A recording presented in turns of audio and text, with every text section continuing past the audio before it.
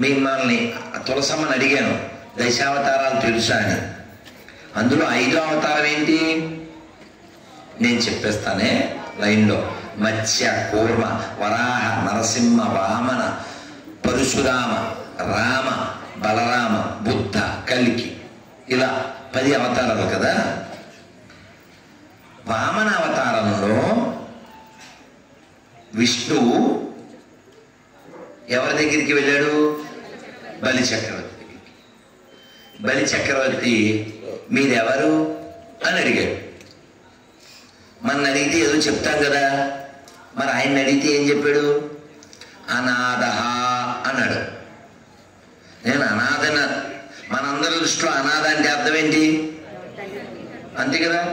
బలి చక్రవర్తి కూడా అదే అనుకున్నాడు. పాపం చిన్నప్పుడే అమ్మా నాన్న పోయినట్టున్నారు అని అనుకున్నాడు. కానీ వామనుడు చెప్పిన అనాథ అంటే అర్థం ఏంటి? నేను అకారానికి నాథుణ్ణి, అంటే అన్నిటికీ మూలమైన వాణ్ణి అని. విష్ణు సహస్రనామం నేను జీవితంలో ఒక్కసారన్నా చదివేనండి అన్నం చేద్దాం. చూసైనా చదవండి. చదువుతారా? అందులో ఒక శ్లోకం మీకు వచ్చి ఉండొచ్చు కొందరికి. అందరు చెప్పండి, నమస్కారం మొదలుపెట్టి. అనాది నిధనం విష్ణు. చాలా బాగా చెప్తున్నారు మీరు. అనాది నిధనం విష్ణు సర్వలోకమహేశ్వరం లోకాధ్యక్షం స్తువన్ నిత్యం సర్వదుఃఖాధిగో భవేత్. అనాది నిధనం విష్ణు అంటే మొదలు చివరా లేనివాడు, అన్ని లోకాలకి ప్రభు. ఆయన ఏం చేయాలి? స్తువం నిత్యం. స్తువం అంటే కీర్తించడం. చేస్తే ఏమవుతుంది? స్తువం నిత్యం. అప్పుడు ఏమవుతుంది? సర్వదుఃఖాధిగో భవేత్. మన దుఃఖం అంతా పోతుంది. మనందరికీ ఎవరికి ఇష్టం లేదు. చావు ఎవరికి ఇష్టం అండి? ఇప్పుడు ప్రశ్న అడిగితే బయటపెట్టిపోతారు. చూడండి, అడగనా? ఇవాళ రాత్రి పడుకుని, మార్చి 12 కదండి ఇవాళ రాత్రి పడుకుని రేపు లేవకపోయినా పర్వాలేదు అన్నోళ్ళు చేస్తాను. అసలు మామూలు ప్రశ్న కాదుగా. అక్కడ 2, 3, అక్కడ ఒక 4, 5. ఇగో ఈ చేతులు ఎత్తిన వాళ్ళకి మిగిలిన చప్పట కొట్టాలి. ఎందుకంటే ఈ చేతులు ఎత్తిన వాళ్ళకి తెలుసు మనం చేతులు ఎత్తాల్సిందే అని. ఎవరికి? ప్రకృతికి, భగవంతుడికి. ఇప్పుడు మనం చేతులు ఎత్తినా ఎత్తకపోయినా ఎత్తుకెళ్ళే టైం వస్తే వచ్చేస్తాడుగా. నీ పర్మిషన్ కావాలా ఏంటి? ఎముడికి నీ నువ్వు చెయ్యి ఎత్తలేదు, నువ్వు ఎందుకు వచ్చావు అంటావేంటి? నిన్ను అడిగొస్తాడా? సామెత ఉందా? ఏం సామెత? వానరా అక్కడ? అవునా? కాబట్టి అసలు మన యొక్క పర్మిషన్ అక్కర్లే. మీకు అర్థమయ్యేలా చెప్తాను. ఒకళ్ళ ఇంటికి వచ్చాడు యముడు. వాడు అన్నాడు, ఏంటండి ఎందుకు వచ్చారు అన్నాడు. ఎందుకంటే టైం అయింది వచ్చాను అన్నాడు. అయితే మాత్రం 2025లోకి వచ్చాం, మీరు అప్డేట్ అవ్వక్కర్లేదా? ముందు ఇన్ఫర్మేషన్ అవ్వక్కర్లేదా? ఎవరు? సత్యవాడు. ఈడు ఆయనతో గొడవ పెట్టాడు. ఆయన అన్నాడు, ఇన్ఫర్మేషన్ ఇవ్వకపోవడం ఏంట్రా, 3 మెసేజ్లు పెట్టా అన్నాడు. ఏదో ఒక్క నిమిషం ఉన్నాడు, 1 minute. ఎక్కడ? వాట్సాప్పా అన్నాడు. ఫేస్బుక్కా? మరి ఎక్కడ పెట్టారు? ఆయన అన్నాడు, నేను తలలో పెట్టలేదా, తల మార్చినోడా, తల పైన పెట్టాను. అంటే అర్థమైందా? సెల్లో పెట్టలేదు, తల పైన పెట్టా అన్నాడు. అంటే ఎప్పుడైనా పిల్లలకి ఒక 30 ఏళ్ళు దాటే వరకు జుట్టు నల్లగానే ఉంటుందిగా, తర్వాత తెలుపు వస్తుంది. 40 దాటి అలా తెలుపు వచ్చిందంటే అర్థం ఏంటి? పిలుపు వచ్చిందని. అర్థం కాలే? తెలుపు అంటే పిలుపు, అప్పుడే తెలుగుతో మలుపు. Still you are trying for గెలుపు. మొత్తం లైఫ్ అంతా పులుపు. ఇంకోలా చెప్తా, తెల్లగా జుట్టు అయిందంటే తెల్లగొడ్డ వేసేస్తారు చల్లగా. సిద్ధంగా ఉండరా అంటే గాడికి దగ్గర అవరా అంటే గాడ్రేజ్కి దగ్గర అవుతుంది. గాడిది కూడా గాడ్రేజ్ వాళ్ళు తెలుసా అండి, ప్యాకెట్ 10 రూపాయలు. దేనికి అర్థమైందా?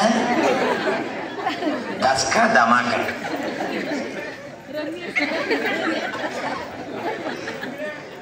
నేను ఆశ్చర్యపోయాను. ఒక ముసలాయన మనవరాలు పెళ్లికి వెళ్తూ అద్దంలో రంగులే, ఈడేవాడు పెళ్ళికొడుగా. కాబట్టి అదంతా కారణం ఏంటి? మోహం. ఆ మోహం మనని కిందకి తీసుకెళ్ళిపోతుంది. ఈయన అన్నాడు, సరే ఒకటో మెసేజ్ అలా అయిపోయింది, మరి రెండేంటి అన్నాడు. రెండేమిటి? పళ్ళు రాలగొట్టానా? పళ్ళు రాలియా? రాలినప్పుడు ఏం చేశావు? మనోడు మెంటల్, వెంటూ పారదా డెంటల్. రాయచోటులో హిందువుల మీద దాడి జరిగితే అసెంబ్లీలో మాట్లాడిన ఒకే ఒక్క మగాడు ఈ పారదా డెంటల్ ఆయనే, పార్థసారథి గారు, ఆదోని ఎమ్మెల్యే. యూద బిగ్ హ్యాండ్. మనం అందరం మా కులమని, మా ప్రాంతమని, మా భాషని మనం విడిపోతే బట్టేంగతో కటింగ్, విడిపోతే పడిపోతాం. కాబట్టి మనం ఎప్పుడు కూడా ధర్మం ఆధారంగానే జీవించాలి తప్ప ధనం ఆధారంగానో, ప్రాంతం ఆధారంగానో, కులం ఆధారంగానో, పార్టీ ఆధారంగానో కాకూడదు. వీడి పేరు రామాంజనేయుడు, వీడి పేరేమో వీరాంజనేయుడు. ఇద్దరు కొట్టి చచ్చిపోతారు. ఎందుకంటే ఈ పార్టీ వేరు, ఆడి పార్టీ వేరు, ఇద్దరు ఒక ఊరు వాళ్ళే.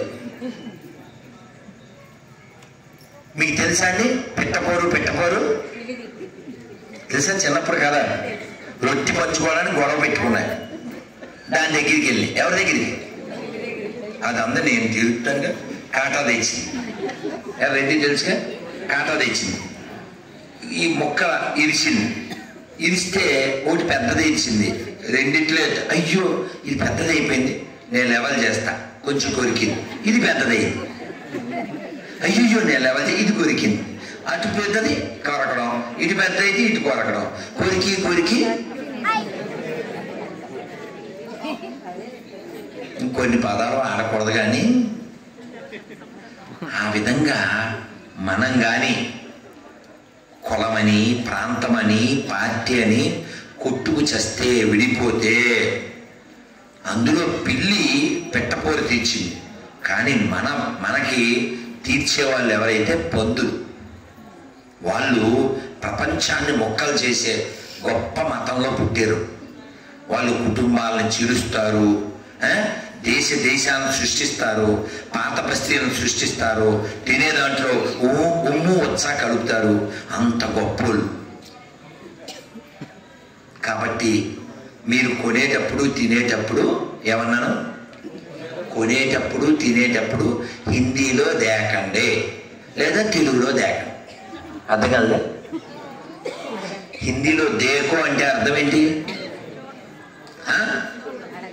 దేకో అంటే చూడు. హిందీలో దేకో అంటే, హిందీలో దేకలేదు అనుకో, తెలుగులో దేకడం అంటే తెలుసుగా, అది చెప్పక్కర్లేదుగా. ఏది బెటరు? హిందీలో దేకడమే బెటరు. అందుకని చూడండి. నడు ఆకలేస్తుంది, ఏం కావాలి సార్ అని టోపి పెట్టుకుని వచ్చేస్తే అని ఆర్డర్ ఇచ్చేసాం. బయట బోర్డు ఉంది. ఏం బోర్డు?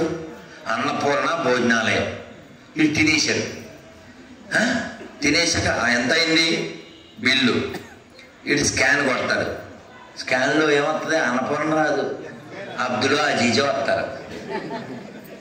ఇప్పుడు దాకా నువ్వు తిన్నదేంటి? ఆహా ఏమి రుచి. అందులో ఉమ్ము కలిపాడు, ఉచ్చగలిపాడు. కాబట్టి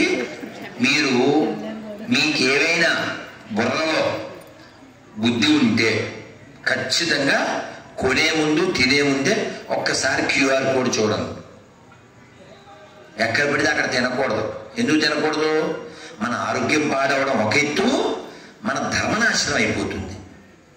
మీకు తెలుసా చరిత్రలో ఏం జరిగిందో? మనం యమధర్మరాజు దగ్గర ఉన్నాం. చరిత్రలోకి వెళ్లే ముందు అల్లరి చేయకుండా ఒక్కసారి నమ పార్వతీపతయే హర హర మహాదేవ గోవిందా గోవిందా గోవిందా. అక్కడ యముడు రెండోది ఎక్కడున్నాం మనం? పళ్ళు 4 కొట్టేవాడు. 3 ఏంటి? 2 అయిపోయినాయి. 3వది ఇదిగో, ఇది లూజ్గా అయిపోవడం.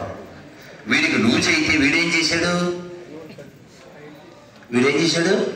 దీన్ని టైట్ చేయించుకోవడానికి నైట్కి నైటే ఫ్లైట్ ఎక్కి ఎక్కడికో వెళ్ళొచ్చి మన ముందుకు వచ్చి ఇది నేనే ఇది గానే నువ్వు ఎన్ని రంగులేసినా ఎన్ని హంగులు చేసినా చివరికి నిన్ను బొంగుల మీద పడుకోబెట్టి తీసుకుపోతారు. బొంగు అంటే తిట్టు కాదండో, వెదురు కర్ర. వెదురు బొంగు అంటారు కదా. వెదురు బొంగు అని ఎందుకంటారు? ఆ వెదురు లోపల ఖాళీ ఉంటుంది, అవునా? ఇది కూడా ఖాళీ అయిపోయింది కదా, అసలు వెళ్ళిపోయిందిగా. దీని పేరు చెప్తుంటాం మనం, ఏదో పేరు చెప్తుంటాం. కానీ దీంట్లోంచి ఆ గాలి వెళ్ళిపోయి ఖాళీ అయిపోయాక దీన్ని ఏమని పిలుస్తారు? పేరు పెట్టేవాడు పిలవడు. రాంబాబు అనరు, సోంబాబు అనరు. ఏమని పిలుస్తారు? శవం. శవానికి దండేసారా? శవానికి బట్ట కప్పారా? శవానికి స్నానం చేయించారా? అదే మామూలప్పుడు నువ్వేమంటావు? నేను ఎవరో తెలుసా నీకు? అలా రయ్యమని మీదకి వెళ్ళిపోతుంటాం. కాబట్టి మన పెద్దవాళ్ళు తత్వంలో ఎన్నో చెప్పారు.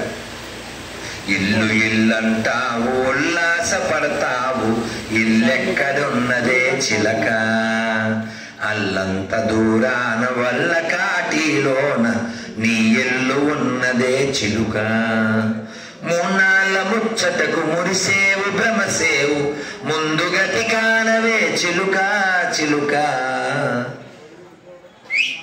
అర్థమైందా మీకు? ముందుగతి అంటే ఏమిటమ్మా? ముందుగతి అంటే ఏమిటి? మరణం, చావు వస్తుంది కదా. అప్పుడు మనం ఎంత సంతోషంగా నిద్రపోతామో, ఎంత సంతోషంగా తింటామో, ఎంత సంతోషంగా సినిమాలు సీరియళ్ళు చూస్తామో అంత సంతోషంగా వెళ్ళిపోవాలి.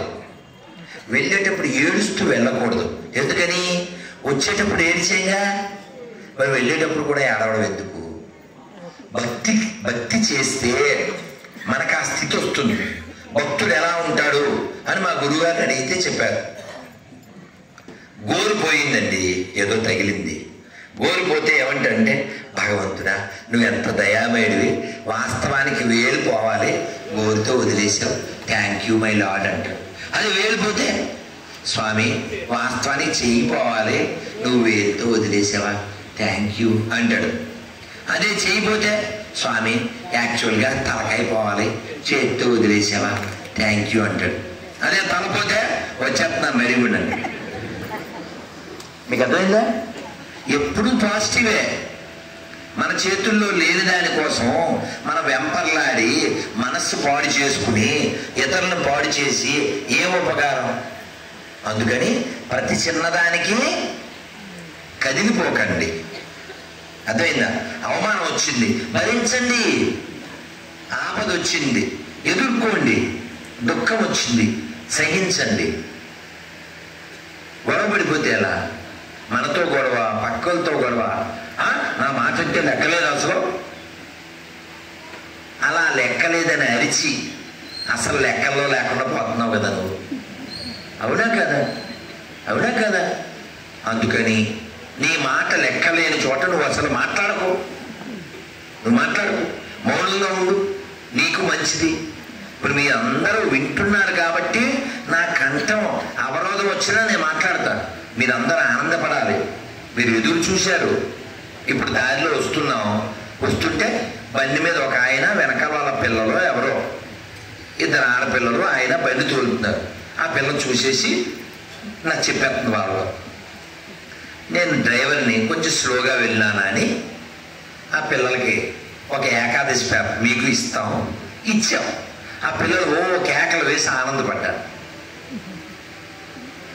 మరొకరు ఆనందపడేలా నువ్వు ఉండగలిగితే నీ జీవితం సార్థకం. అలా ఉన్న వాళ్ళల్లో చాలా గొప్పవాడు ఎవరు అంటే హనుమంతుడు. ఎందుకని? రాముడు వారు దుఃఖంలో ఉన్నారు, సీతాదేవి దుఃఖంలో ఉంది. వాళ్ళు ఆనందపడడానికి కారణం ఎవరయ్యారు? ఏం చేశాడు హనుమంతుడు? వెళ్ళాడా? ఇటు నుంచి అటు వెళ్ళాడా? మొన్నే మేము వెళ్ళాం. ఎక్కడికి? శ్రీలంక.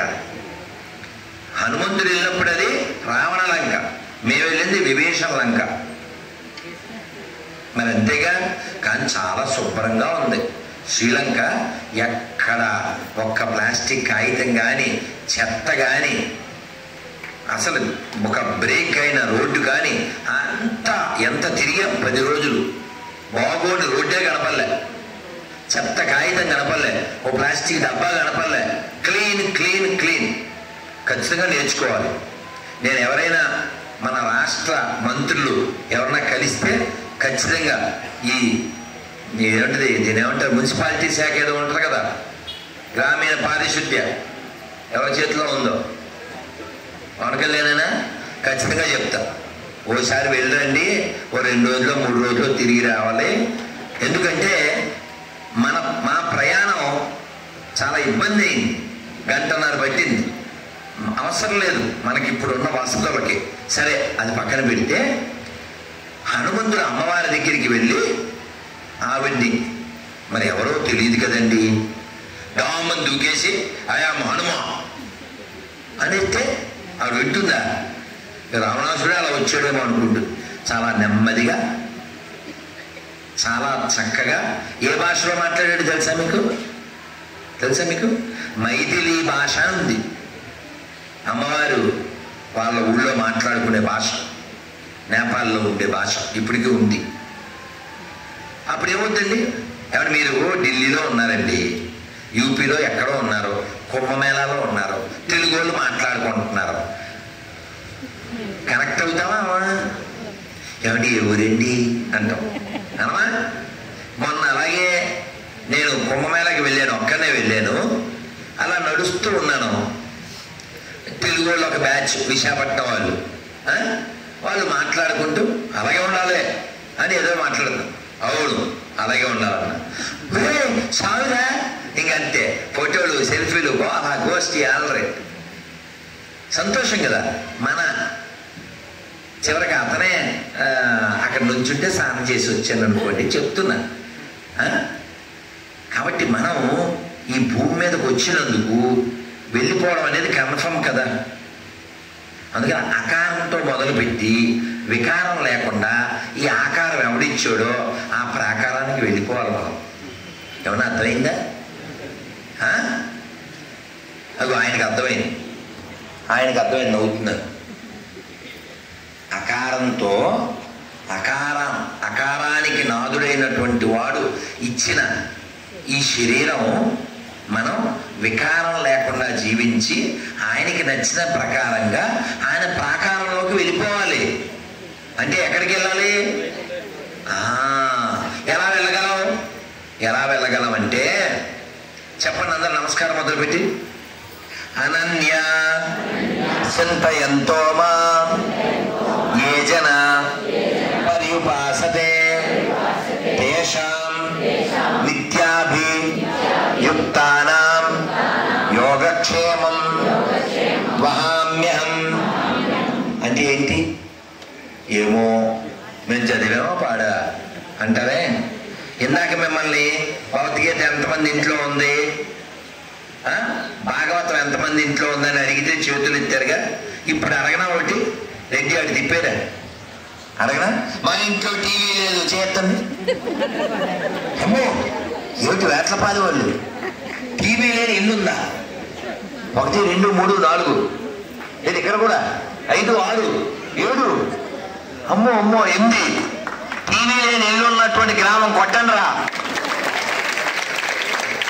తీయండ్రా బళ్ళు, కొట్టండ్రా చప్పట్లు. అమ్మ ఏమిటి 8 మంది ఇళ్ళు టీవీ లేదా? సీరియల్ చూడకుండా బతుకుతున్నారా? పోచున్నావా యమధర్మరాజా. ఎవడు అడిగాడంట, వచ్చారా తొందరగానే. సార్ ఒక్క వరం సార్ అన్నాడు. ఏంటి? ఈ మొగల రేట్లు అయ్యాక వస్తాను. అది అవ్వదు. ఆక్షేపంలో పూతరేకులు ఆగుతాయేమో కానీ టీవీలో మొగల రేకులు ఆగదు. ఆగదు సీరియల్ ఆగదు కదా. మీరు నవ్వుతారు కానీ 2006లో మురమండ అని ఉంది కదా, మురమండ వెళ్ళాం. వెళ్తే భరత్జీ ఇప్పుడు క్షేత్రం వారు ఎవరో నా పక్కనున్న వక్త చెప్పారు, ఓ ముసలావిడ తపస్సు చేస్తుంది, జపం చేస్తుంటే దేవుడు వచ్చాడు. దేవుడు వస్తే ఏం చేయాలండి?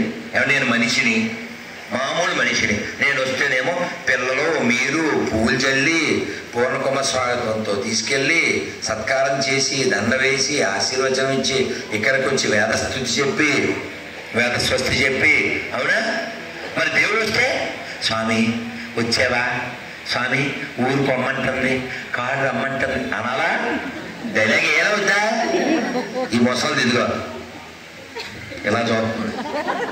కాబట్టి ఇప్పుడు నేనే ఉన్నానండి, కారు దిగి నేను వస్తుంటే మీరెవరో పట్టించుకోకుండా ఆ కౌన్ హై అని చూస్తే నాకు ఎంత ఇబ్బందిగా ఉంటుంది. పిలిచిందేమో మీరా, అది పట్టించుకోకుండా ఎవరికాడు సెల్ల పట్టుకుని ఎందుకు వచ్చినట్టు సూర్యబాబు మీద రైమని ఎగరన్నా. ఎందుకే నన్ను పిలిచిన ఆయన ఏరండి? చెప్పకపోతే ఎలా సార్? అన్యాయం. ఎన్నిసార్లు ఫోన్ చేశారు తెలుసా? ఒక 7-8 సార్లు చేశారు. నాకు చాలా కోపం వచ్చింది. ఎందుకంటే అలా 7 సార్లు 80 సార్లు చేసేవాడు గొర్రెలు చేస్తుంటాయి. గొర్రెలు తెలుసుగా, పెద్ద కోపంతో అసలు ఉతికి పారేద్దామని ఫోన్ చేశాను. ఈయనేమో ప్రేమతో కరిగించేశాడు. ఇదిగో ఇక్కడికి వచ్చేసేలా చేశాడు. సూర్యనారాయణ గారు గట్టిగా ఆయన అంటే పాపం ఆర్తి, వాళ్ళదేమో పగ. అది ఎన్నిసార్లు చేయడానికి నన్ను. కాబట్టి మనం భగవంతుడు వచ్చినప్పుడు ఆయన్ని ఎలా స్వీకరించాలి, ఎంత ఎదురు చూడాలి, మన పూర్వ ఆచార్యులు భక్తులు చూపించారు. ఈ ముసలిది ఎలా చూస్తుంది, ఎందుకు వచ్చావన్నట్టు. ఇంకా దేవుడికి తప్పదు కదండి, నీకు మోక్షం ఇద్దామని వచ్చానే ముసలి అన్నాడు. అంటే ఏమని తెలుసా ముసలి? చక్రవాకం సీరియల్ వస్తుంటే టీవీ కట్టగా నిలబడింది కాక మోక్షం అంటే మోక్షం అక్క.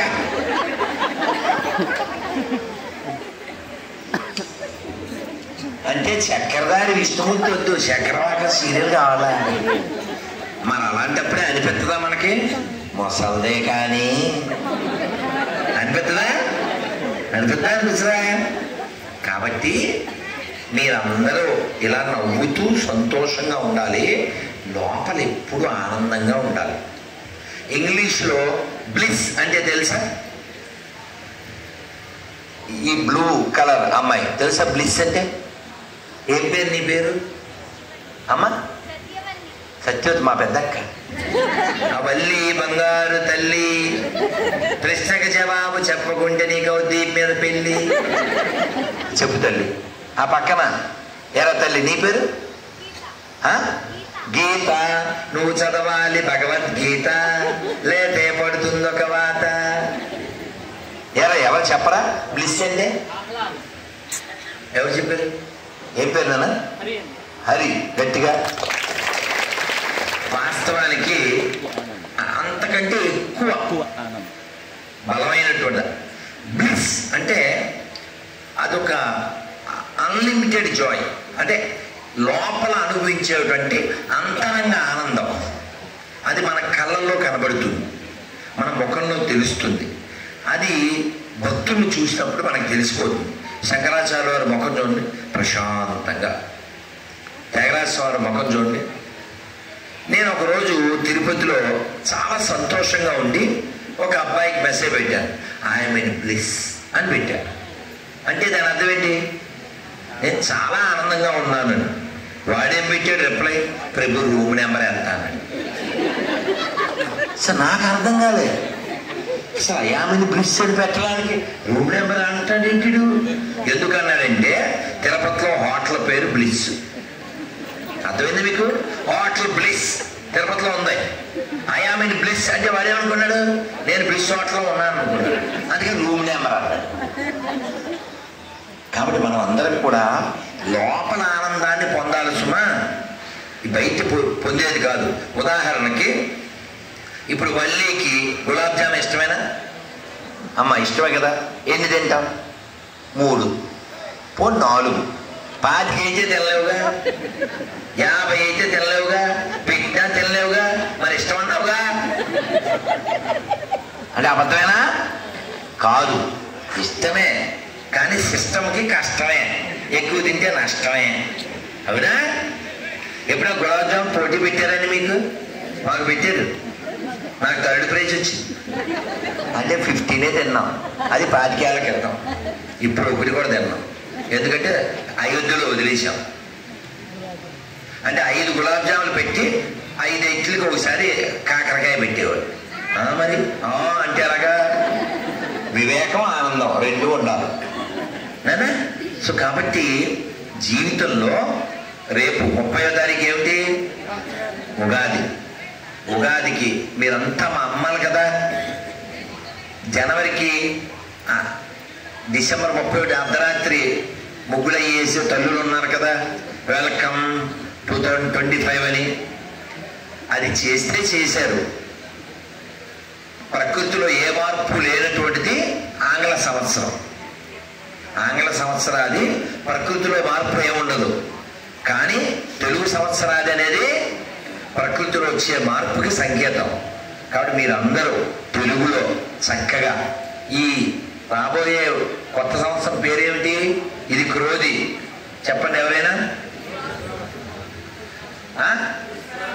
పుష్య అమ్మా విశ్వనామ సంవత్సరం. రైన్ ఇంటి ముందు చక్కగా రంగులతో విశ్వనామ సంవత్సరానికి నూతన తెలుగు విశ్వనామ సంవత్సరానికి స్వాగతం, ఉగాది శుభాకాంక్షలు. రైట్ రాస్తారా? మీరు శివుడు ముందున్నారు, అదవుతుందా? మర్చిపోకండి. ఇంకా ఎన్ని రోజులు ఉన్నాయి? ఒక 17 రోజులు ఉంది. అమ్మా ముగ్గులు ఉన్నాయా? కొనుక్కోండి. 1,00,000 ఏం ఖర్చు అవుతుందిగా.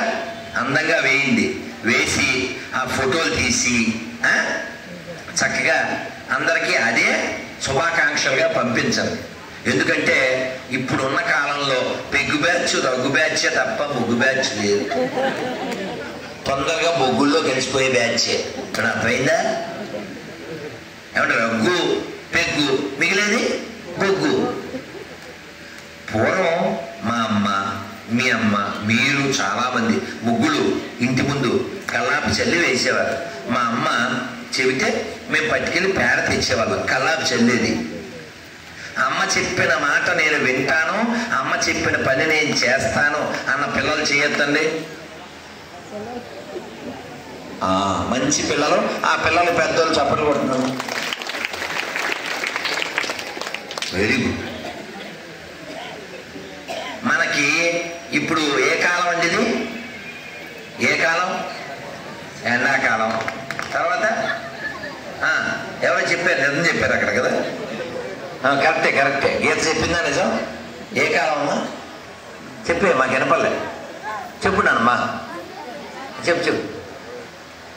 ఎండాకాలం. దాన్ని నవ్వొచ్చారు. చెప్పు అది చెప్పు నాన్న వినలే. దాన్ని నవ్వొచ్చారు పాప. చెప్తుంది. అమ్మో చెప్పిందండి. చూసారా? ఏం చదువుతున్నారా తల్లి? 9 చదివే అమ్మాయికి ఇది కలికాలం అని తెలిసి 90 ఏళ్ళు వచ్చినోడికి తెలియకపోతే అది పోయేకాలమేగా. అవునా? సో ఇది ఎండాకాలం, కలికాలం, కానీ చాలా మందికి పోయేకాలం. కాబట్టి మనం గుర్తుపెట్టుకోండి, ఈ ఉపన్యాసం చెప్పడం వెనక ఉద్దేశం ఏమిటంటే మీరందరూ వికసించి బతకండి. ప్రశాంతంగా బతకండి, సంతోషంగా బతకండి. ఉన్న కొన్ని రోజుల్లో ఆందోళన లేకుండా బతకండి. రామాయణం, భగవద్గీత, భాగవతం ఇటువంటి గ్రంథాలు మనం అలా ఎలా జీవించాలో చెప్పిని. ఆక్రమించమని మనకి చెప్పలే, దోచుకోమని మనకి చెప్పలే. సర్వే జన సర్వే జన సర్వే జన మనమే చెప్పగలం. లోకా సమస్త మనమే చెప్పగలం. అందరూ ఒకసారి నమస్కారం మొదలు పెట్టండి. మాతృదేవో భవ, పితృదేవో భవ, ఆచార్య దేవో భవ, అతిథి దేవో భవ. దీని అర్థం నాకు తెలుసు అన్నోళ్ళు చేయొద్దండి. పిల్లలైతే ఇంకా మంచిది. గీతమ్మ చెప్తా. వల్లి తల్లి చెప్పు.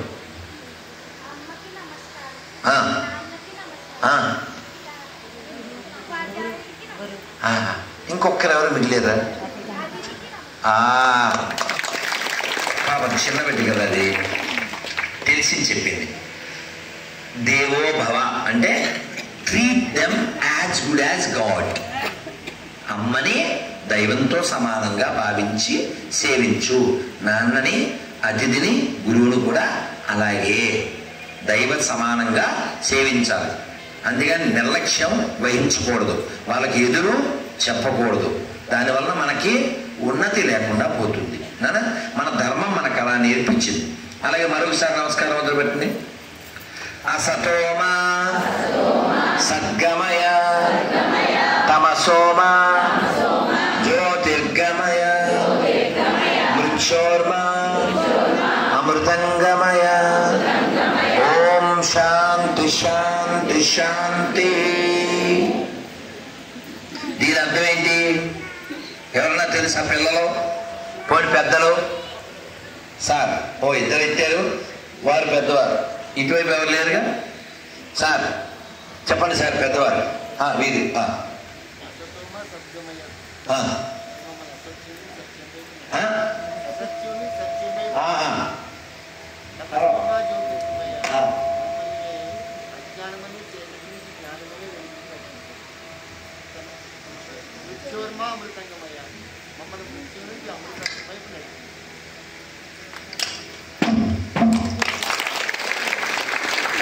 ఏం పేరండి మీ పేరు? వెంకటేశ్వర మాస్టర్ గారికి గట్టిగా. అలాంటి పెద్దవాళ్ళు ఉండడం, ఇలాంటి తల్లులు ఉండడం మన భాగ్యం. వాళ్ళ మధ్యలో మనం ఉండడం. పెద్దలు నిర్లక్ష్యం చేయకండి, అది పతనానికి హేతు.